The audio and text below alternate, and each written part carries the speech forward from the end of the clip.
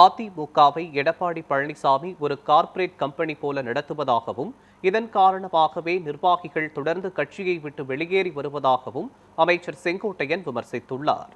கோவை விமான நிலையத்தில் அவர் செய்தியாளர்களுக்கு அளித்த பேட்டியை தற்போது பார்க்கலாம்.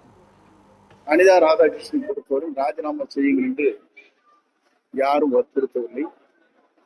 ஏதோ செய்தியை சொல்ல வேண்டும் என்று சொல்லியிருக்கிறாரே தவிர யார் வற்புறுத்தான்ற நிலையை தெளிவாக எடுத்து சொன்னால் அவருக்கு சொல்லும். புரட்சித் தலைவர் எம்ஜிஆர் நடத்தியது இயக்கம், கட்சி.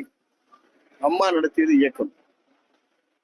இப்போது எடப்பாடியை நடத்தி கொண்டிருப்பது கார்பரேட் கம்பெனி நடத்தி கொண்டிருக்கிறார். இவருடைய கருத்து கேட்கிறாரு.